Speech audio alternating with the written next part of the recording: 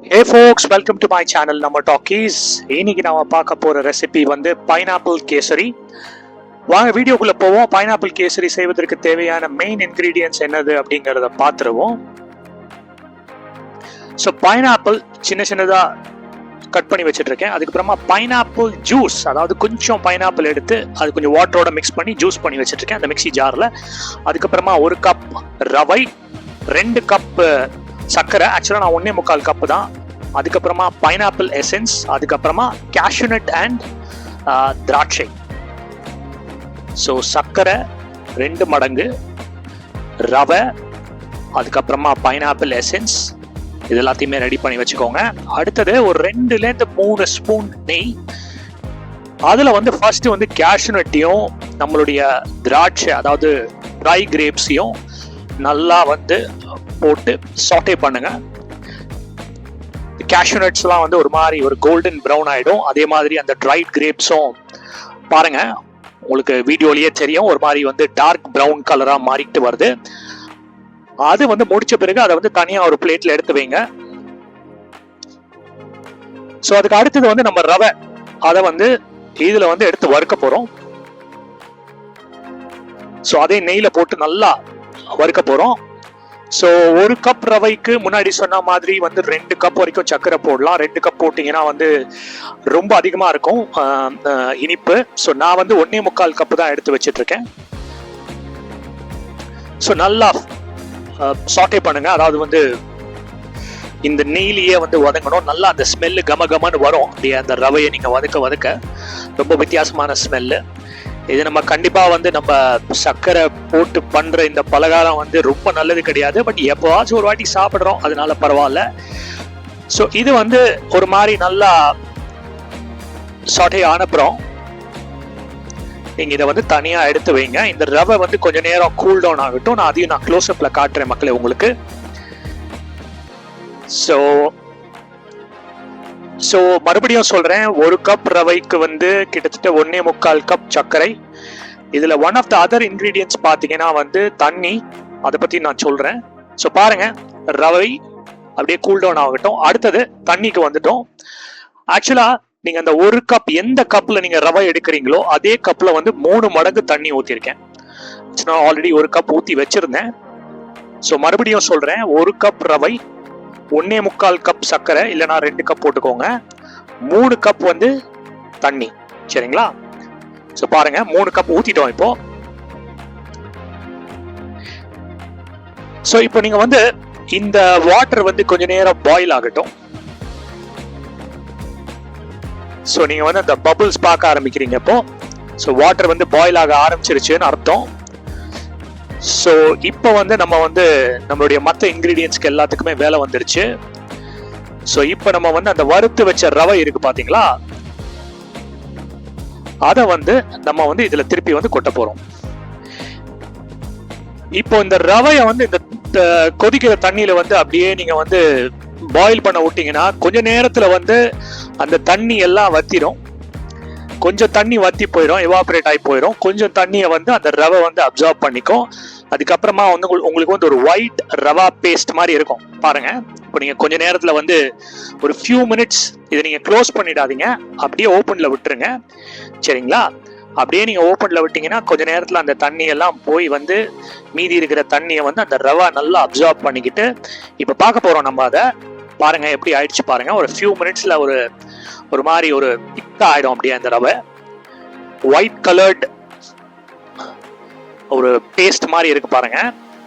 இப்போ நம்ம இதுலதான் நம்ம வந்து இந்த கேசரியை நம்ம வந்து அடுத்தது எடுத்து செய்ய போறோம். ஸோ இப்போ நீங்க பாத்தீங்கன்னா வந்து இந்த கேசரி வந்து நீங்க மாம்பழ சீசன் ஓடிட்டு இருக்கு, பைனாப்பிள் சீசன் ஓடிட்டு இருக்கு. நீங்க மாம்பழத்தை எடுத்து கூட பண்ணலாம். இன்னைக்கு நம்ம பைனாப்பிள் எடுத்து பண்றோம். ஸோ மாம்பழம் எடுத்து பண்ணீங்கன்னாலும் கிட்டத்தட்ட வந்து அது ப்ராசஸ் வந்து சேம் தான், வேற எந்த சேஞ்சுமே கிடையாது. எக்ஸப்ட் பைனாப்பிளுக்கு பதிலாக மாம்பழத்தை போட போறோம், அவ்வளவுதான். சரிங்களா? இப்போ நம்ம வந்து அந்த 2-3 ஐட்டம் நம்ம ரெடி பண்ணி வச்சுக்கிட்டோம் பிகினிங்ல. அதுல ஒண்ணு வந்து அந்த பைனாப்பிள் ஜூஸ், அதாவது வந்து ஜூஸ்ன்னு சொல்ல முடியாது, ஒரு மாதிரி ஒரு ஸ்குவாஷ் மாதிரி ஒன்று பண்ணி வச்சுக்கிட்டோம் இல்லையா. கொஞ்சம் பைனாப்பிள் எடுத்துக்கிட்டோம், ஒரு 7-8 பீஸ் பைனாப்பிள் எடுத்துட்டு கொஞ்சமா தண்ணி ஊற்றிட்டு ஒரு திக் ஸ்குவாஷ் மாதிரி அடிச்சிருக்கேன் பாருங்க. அப்பதான் உங்களுக்கு வந்து அந்த பைனாப்பிளுடைய எசன்ஸ் வந்து ஃபுல்லா அந்த கேசரியில இறங்கும். ஸோ அதுக்கு வந்து நம்ம இந்த ஸ்குவாஷ் மாதிரி ஒரு ஃப்ரெஷ் பைனாப்பிள் ஸ்குவாஷ் ஆட் பண்ணோம்னா சூப்பராக இருக்கும். ரொம்ப வித்தியாசமான ஒரு டேஸ்ட்டுங்க பைனாப்பிள் கேசரி. ஸோ கொஞ்ச நேரம் நல்லா மிக்ஸ் பண்ணுங்க. ஸோ தட் அந்த பைனாப்பிள் பேஸ்ட் வந்து கம்ப்ளீட்டாக வந்து மிக்ஸ் ஆகணும் அந்த ரவையோட. ஸோ மிக்ஸ் ஆன பிறகு அடுத்தது வந்து இந்த எசன்ஸை ஊற்றிக்கோங்க, பைனாப்பிள் எசன்ஸ்.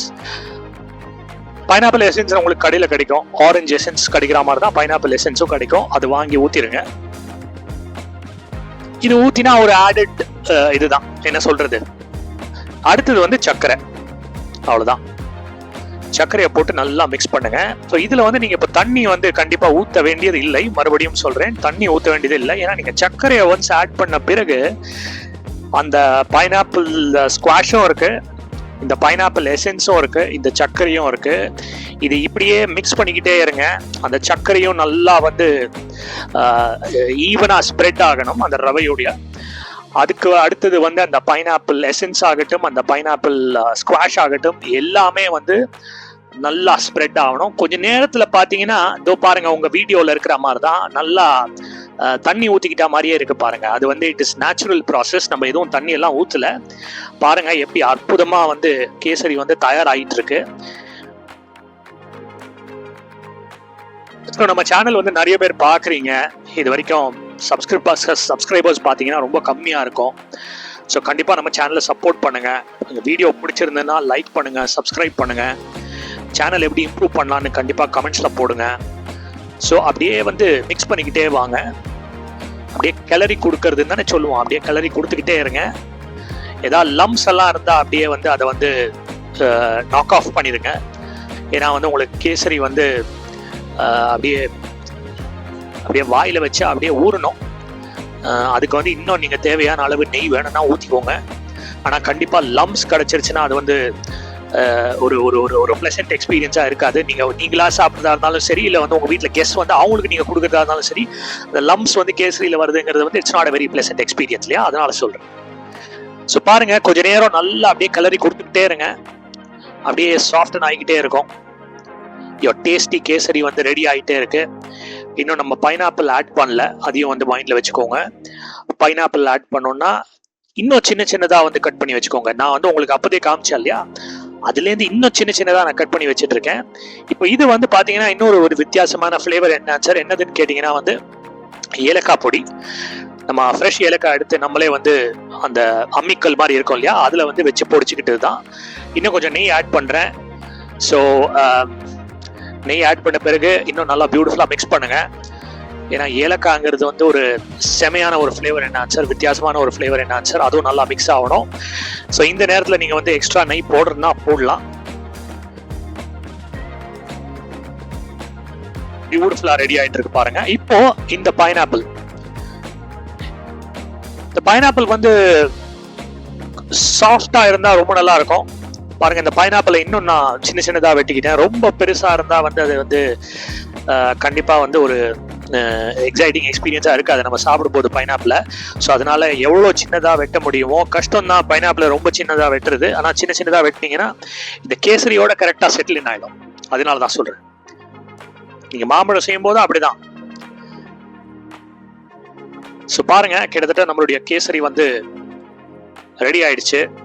ஸோ மறுபடியும் நல்லா கிளறி கொடுங்க. ஸோ இந்த கேசரி செய்யும் பொழுது மெயினாக வந்து நம்மளுடைய கைக்கு நிறைய வேலை இருக்குங்க. ஏன்னா இதை வந்து அப்படியே மிக்ஸ் பண்ணிக்கிட்டே இருக்கணும். ஸோ உங்கள் கைக்கு நல்லா எக்ஸசைஸு, உங்கள் பைசெப்ஸு ட்ரைசெப்ஸ் எல்லாமே வந்து ஜாஸ்தியாகும், நல்லா இம்ப்ரூவ் ஆகும். ஸோ இப்படி இருக்கிறச்சே கேசரி செஞ்சு சாப்பிடலாம் நீங்கள். இது ஆக்சுவலாக நம்ம வீட்டில் வந்து ஃப்ரைடே செஞ்சோம். ஸோ ஃப்ரைடே வந்து கடவுளுக்கும் படைச்சோம். ஸோ எங்கள் வீட்டு பூஜை ரூமில் இருக்கிற கடவுளுக்கும் நம்ம படைச்சிருக்கோம் இந்த ஸ்வீட்டை. ஸோ நீங்களும் வந்து கண்டிப்பாக வந்து இந்த ஸ்வீட் செஞ்சு பாருங்கள், பைனாப்பிள் கேசரி. நிறைய பேர் வந்து யூடியூப்பில் போட்டிருக்காங்க இந்த டிஷ்ஷு. இதனால் நம்ம வீட்டில் வந்து பைனாப்பிள் இப்போ சம்மர் சீசன் இல்லையா, நம்ம அதனால் பைனாப்பிள் வாங்கி நம்ம செஞ்சு பார்த்தோம் எப்படி இருக்குன்னு. ஸோ செய்யறோன்னு வரப்போ அதை வந்து வீடியோவும் எடுத்துடலாமே, வீடியோ எடுத்து போடலாமே, மக்களும் பார்க்கட்டுமே, என்னுடைய சப்ஸ்கிரைபர்ஸ் எல்லாரும் பார்க்கட்டும். ஸோ பாருங்கள், நம்மளுடைய கேசரி ரெடி ஆகிடுச்சு. இப்போ நான் என்ன பண்ணுறேன்னா, அந்த பைனாப்பிள் வந்து கொஞ்சம் சாஃப்டன் ஆகணும். இந்த ஹீட்டில் வந்து அது சாஃப்ட் ஆகிடும். நீங்கள் எல்லாமே வந்து மீடியம் ஃப்ளேமில் தான் குக் பண்ணுறேன். கடைசியாக வந்து அந்த முதல்ல ஒன்று ஆரம்பித்தோம் பார்த்தீங்களா, இன்றைய முக்கியமான மேட்ரு, அதாவது வந்து கேஷ்யூ நட்டு, திராட்சை, ட்ரைட் கிரேப்ஸு, இன்னும் நெய் போடுறேன். ஸோ நெய் ரொம்ப ரொம்ப அதிகமாக சாப்பிட்றது நல்லது இல்லை. பட் இப்படி இருக்கிறச்சே சாப்பிடலாம். இப்படி இருக்கிறச்சே நம்ம இந்த மாதிரி ஸ்வீட் எல்லாம் செஞ்சு சாப்பிட்றோம். ஸோ பரவாயில்ல, ஒரு 1 hour எக்ஸ்ட்ரா வாக்கிங் போயிடுங்க. டெய்லி 3/4 மணி நேரம் வாக்கிங் போறீங்கன்னா 1.5 மணி நேரம் போங்க. டெய்லி 1 மணி நேரம் வாக்கிங் போறீங்கன்னா 2 மணி நேரம் போங்க. சாப்பிட்றேன் நீங்கள், அவ்வளோதான், முடிஞ்சு போச்சு. ஸோ பாருங்க, பியூட்டிஃபுல் கேசரி ரெடி ஆயிடுச்சு. பிரில்லியண்டான colour, super kesari is ready. நீங்களும் வந்து உங்கள் வீட்டில் செஞ்சு பாருங்க, என்ஜாய் பண்ணுங்க. Thanks for watching my channel. Do like and subscribe. மீண்டும் ஒரு அற்புதமான ஒரு காணொளியில் சந்திப்போம். நன்றி மக்களே, வணக்கம்.